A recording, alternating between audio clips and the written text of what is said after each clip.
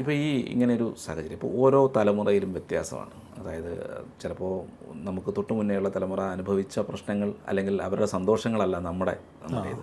ഇനിയിപ്പോൾ വരാൻ പോകുന്ന വന്നുകൊണ്ടിരിക്കുന്ന അല്ലെങ്കിൽ പുതിയ തലമുറ gen Z, gen Z, alpha, beta എന്തായാലും. അപ്പോൾ ഇങ്ങനെയുള്ള ആ ഒരു പ്രശ്നങ്ങൾ അവർക്ക് വ്യത്യസ്തമായ പ്രശ്നങ്ങളായിരിക്കും. ഇതെങ്ങനെയാണ് ഈ ഒരു ബ്രിഡ്ജ് നമ്മളെങ്ങനെ മാനേജ് ചെയ്യാൻ കഴിയും എന്നുള്ളത് ഈ ഒരു വിഷയത്തിൽ എന്ത് ചെയ്യാൻ കഴിയും? അപ്പോൾ ഇതൊരു കോംപ്ലിക്കേറ്റഡ് ഉള്ള കാര്യമാണ്. കാരണം അതായത് നമ്മളിപ്പോൾ ചിന്തിക്കുന്നത് വേറൊരു ജനറേഷനായി നിന്നുകൊണ്ടാണ് നമ്മളവരെ കാണുന്നത്. അപ്പോൾ എപ്പോഴും നമ്മുടെ ഒരു ബയാസ് അതിലേക്ക് കടന്നു വരും. നമ്മുടെ ചിന്താഗതിയിലുള്ള നമ്മുടെ ഒരു ലിമിറ്റഡ് തോട്ട്സ് എപ്പോഴും അതിൽ വരും. അവർ എൻ്റയർലി ഡിഫറെൻ്റ് ആയിട്ടൊരു വ്യൂവിലായിരിക്കും ലോകം കാണുക.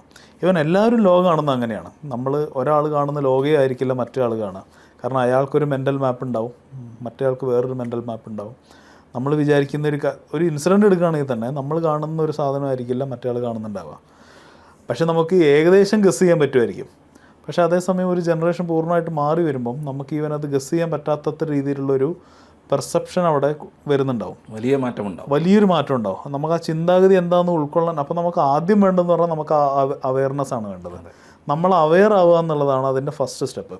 കാരണം നമ്മളെപ്പോഴും ഇമോഷണലി റിയാക്ട് ചെയ്ത് കഴിഞ്ഞിട്ടുണ്ടെങ്കിൽ അതിനകത്തൊന്നും സൊല്യൂഷൻ ഉണ്ടാവില്ല. ഇപ്പോൾ ഒരു പ്രശ്നം കാണുകയാണ്, ഇപ്പം നമ്മളൊരു തെറ്റ് ചെയ്യുകയാണെന്നുണ്ടെങ്കിൽ ചിലപ്പോൾ നമ്മളോട് അച്ഛനും അമ്മയും പറയുകയായിരിക്കും ചെയ്തിട്ടുണ്ടാവും, അല്ലെങ്കിൽ വഴക്ക് പറഞ്ഞിട്ടുണ്ടാവാം. പക്ഷേ നമ്മളൊരു കമ്മ്യൂണിക്കേഷൻ, അതായത് അച്ഛനും അമ്മയും അത് ചെയ്യുന്നതിൻ്റെ ഉദ്ദേശം എന്ന് പറഞ്ഞാൽ നമ്മൾക്കൊരു മാറ്റം വരുത്തുക എന്നുള്ളതാണ്.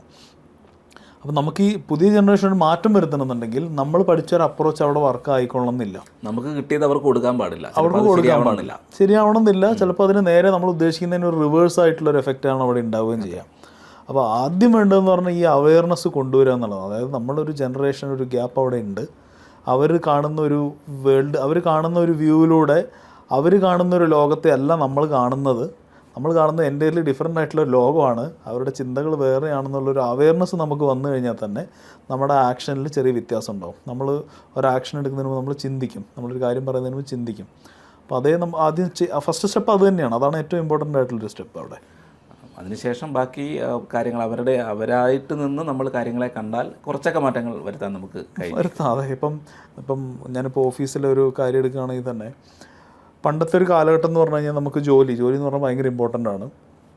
സ്ട്രെസ് ഉണ്ടെന്നുണ്ടെങ്കിലും നമ്മൾ ജോലി ചെയ്യുമായിരിക്കും. പക്ഷേ ഇപ്പം ഒരു ജെൻസി എന്ന് പറഞ്ഞൊരു കാറ്റഗറി എന്ന് പറഞ്ഞു കഴിഞ്ഞാൽ അവരതിനെക്കുറിച്ച് ബോധേഡല്ല. ഒരു ബുദ്ധിമുട്ടുള്ള സിറ്റുവേഷൻ വരികയാണെങ്കിൽ അവർ ജോലി ഉപേക്ഷിച്ച് പോകുന്നേ ഉള്ളൂ.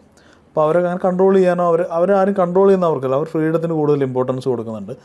അപ്പോൾ അവർ സാലറിയേക്കാൾ അവർ ഒരു ദിവസം ജോലി പോട്ടെന്ന് വെച്ചാൽ അവരടുത്ത് ജോലിയിലേക്ക് പോകും. അതിൻ്റെ ഇടയ്ക്ക് വരുന്നതിനെക്കുറിച്ച് അവർ ബോധേഡല്ല. വളരെ ഇൻ്റലിജൻ്റാണ്. അതേസമയം ഇമോഷണലി എൻ്റെ ഒരു ഒപ്പീനിയനാണ്, അങ്ങനെ ആവണമെന്നില്ല. പക്ഷേ ഞാൻ കണ്ടത് വെച്ചിട്ട് എൻ്റെ എക്സ്പീരിയൻസ് വെച്ചിട്ട് വളരെ ബ്രില്യൻ്റാണ്. അതേസമയം ഇമോഷണലി കുറച്ച് വീക്കാണ്. അതായത് ഇമോഷണൽ ഇൻ്റലിജൻസ് പൊതുവെ കുറവാണ്, പക്ഷേ IQ വളരെ കൂടുതലായിട്ട് കാണപ്പെടുന്നുണ്ട്. അത് ചിലപ്പം എൻ്റെ ഒരു ഒപ്പീനിയൻ ആയിരിക്കാം, കണ്ടതിൽ നിന്ന് എൻ്റെ എക്സ്പീരിയൻസ് ആയിരിക്കാം. അപ്പോൾ അങ്ങനെ ഒരു കാരണമുണ്ട്. അപ്പോൾ നമ്മൾ ആ ഒരു അവെയർനെസ് ഉണ്ടെങ്കിൽ നമുക്ക് അതിനനുസരിച്ച് നമ്മുടെ പെരുമാറ്റത്തിലും നമ്മളെടുക്കുന്ന ആക്ഷൻസിലും മാറ്റം വരുത്താൻ പറ്റും. ഇനി എനിക്ക് തോന്നുന്നത് ഇനി പുതിയ കമ്പനികളൊക്കെ വരുമ്പോൾ പോളിസീസൊക്കെ അതിനനുസരിച്ച് മാറാൻ തുടങ്ങും. ഇനി പണ്ടത്തെ ആ പോളിസികളും ഒന്നും ഇനി ചിലപ്പോൾ ആപ്ലിക്കബിൾ ആയിക്കൊള്ളണമെന്നില്ല. ഇവർക്ക് വേണ്ടി പുതിയ പോളിസികൾ വരാൻ തുടങ്ങും. ഫ്രീഡം അതിനനുസരിച്ച് വരേണ്ടി വരും. കമ്പനികളിൽ കുറച്ചുകൂടി ഒരു ഫ്രീഡം എല്ലാത്തിലും വരുമെന്ന് തോന്നുന്നുണ്ട്.